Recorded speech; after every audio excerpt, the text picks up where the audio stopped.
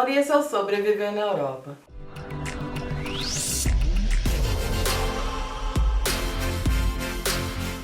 Hoje eu vim contar uma história um pouco pesada, então se você é sensível, pula para outro vídeo do canal, porque esse vídeo é um pouco forte. Lembrando que ele não retrata a realidade tcheca, sendo um dos países mais pacíficos do mundo. Então não precisa ficar com medo do país, esse vídeo não tem nada a ver com a realidade do país hoje em dia. Aliás, nem naquela época. Então foi um caso isolado. Eu gostaria que vocês tivessem isso em mente, que eu não tô aqui pra falar mal do país, nem pra mostrar o lado feio do país, até porque foi um caso só. Não retrata de forma alguma a realidade. Então, mais uma vez, esse caso dá gatilho. Se você tem filhos pequenos, é sensível a qualquer coisa que envolva criança, não assista. Mude para outro vídeo, não tem problema. Então vamos começar.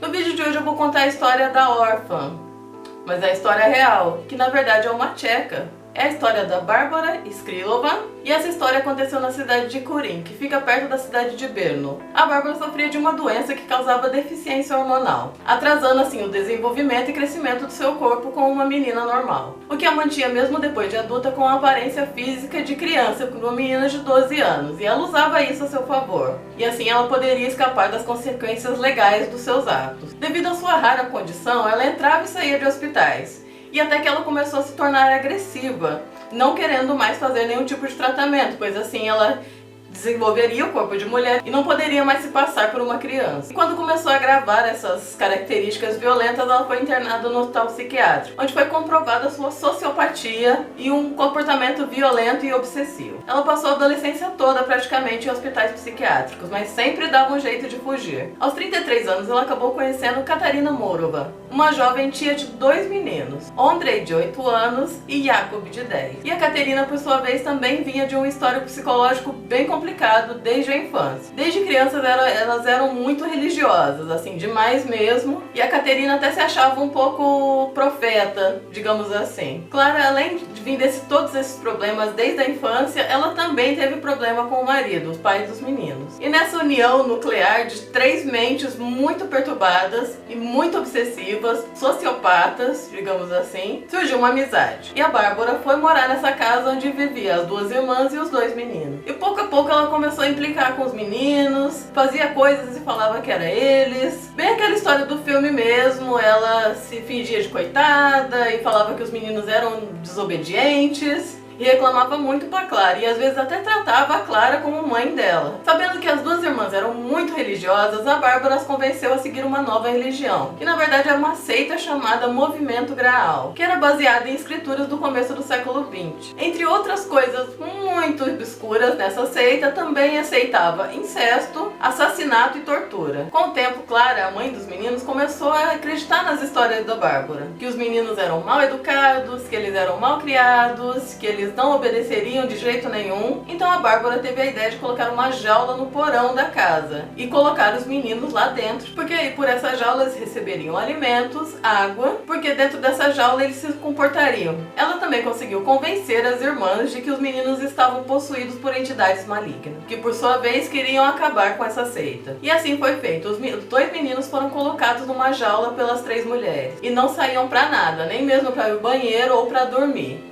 Durante os dias de frio, eles não recebiam qualquer tipo de cobertor, eles ficavam nus nessas jaulas, e sem luz, sem nada. E a Bárbara justificava isso como um ato para Deus. Essa jaula nunca era limpa, e se eles chorassem para sair, ou por medo, ou frio, ou dor, eles apanhavam muito das 3. Não contente com tudo isso, a Bárbara ainda sugeriu que os meninos começassem a ser torturados, pois segundo ela, eles ainda estavam com esse espírito maligno. E aí que a coisa fica bem pesada, gente. Já falei, se você é sensível, saia desse vídeo. E as torturas ficaram ainda mais pesadas. Choques, espancamentos e até mesmo sessões de afogamento. Ainda não satisfeita com tudo isso, a Bárbara às vezes pedia pro Ondrej, de 8 anos, colocar o braço para fora para ela tirar pequenos pedaços do braço dele. As 3 também retiravam sangue das crianças que eram misturado ao vinho que era servido na seita. E as reuniões dessa seita aconteciam dentro da própria casa e ninguém nunca ouviu os meninos no porão. E uma tarde, quando Katerina, irmã da Clara, não estava em casa, a Bárbara mais uma vez convenceu a Clara a ir até o porão torturar os meninos. Nesse dia, ela pediu pro Jakub, o mais velho, colocar o braço para fora e procedeu a mesma coisa que ela fez com o Ondrej. começou a tirar pequenos pedaços do braço. Mas nesse dia foi especialmente cruel, pois ela, além de tirar os pedaços, ainda comeu e fez o menino comer também. E sempre que alguém perguntava dos meninos pra Clara como eles estavam, ela sempre dizia que ele estava com o pai. Até que um dia os meninos conseguiram fugir dessa jaula. Eles chegaram até o quintal da casa, onde a Caterina viu e pegou e colocou eles de volta. E a Bárbara deu a ideia de comprar uma câmera dessas de monitoramento de bebês e colocar no porão. Caso eles tentassem fugir, elas poderiam ver aquilo. E graças a essa câmera, o vizinho da casa do lado, que tinha um filho recém-nascido, começou a ver as imagens que vinham do porão. E ele achou muito estranho aquilo, era uma imagem meio escura, com dois meninos numa jaula, e ele começou a tentar descobrir de onde vinham aquelas imagens. Eles registraram essas imagens, gravaram, mas mesmo assim eles não sabiam de onde vinha.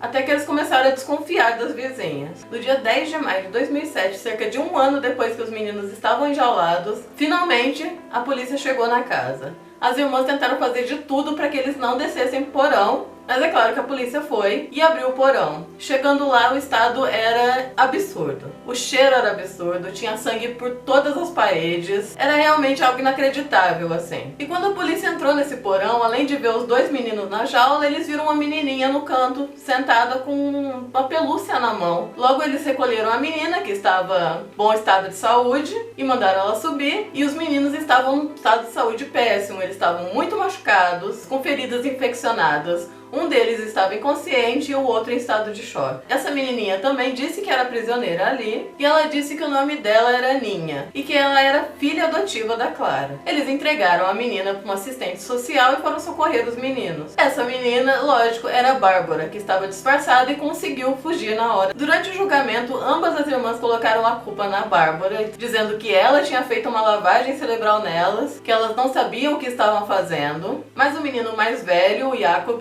disse que elas sabiam sim e que muitas das torturas eram começadas por elas também, não somente pela Bárbara. A Bárbara conseguiu fugir para a Alemanha, onde ficou um tempo por lá, depois ela fugiu para a Noruega, onde foi adotada como um menino chamado Adam, de 13 anos, por uma família de lá. E lá ela ficou vivendo uma vida normal, como um menino de 13 anos, e ninguém imaginava que ela era uma mulher de 35 anos. E assim ela viveu por quase um ano, até ser localizada pela polícia tcheca e trazida de volta para a República Tcheca, onde posteriormente foi julgada junto com as duas irmãs. Caterina e Clara foram diagnosticadas com esquizofrenia grave. Clara foi condenada a 9 anos em uma instituição psiquiátrica e Caterina foi condenada a 8 anos também em uma instituição psiquiátrica. A Bárbara não chegou a ser condenada, mas ela foi recolhida a uma instituição psiquiátrica onde ela foi obrigada a fazer o tratamento hormonal para o desenvolvimento do seu corpo. E até hoje ela vive em um manicômio judiciário em Praga. Os dois meninos sobreviveram e hoje vivem sob a guarda do pai na Hungria. E esse foi o nosso vídeo de hoje. Eu avisei que o tema era pesado, não fiquem bravos comigo. Como eu falei, isso nem de longe retrata a realidade do país, que é muito pacífico.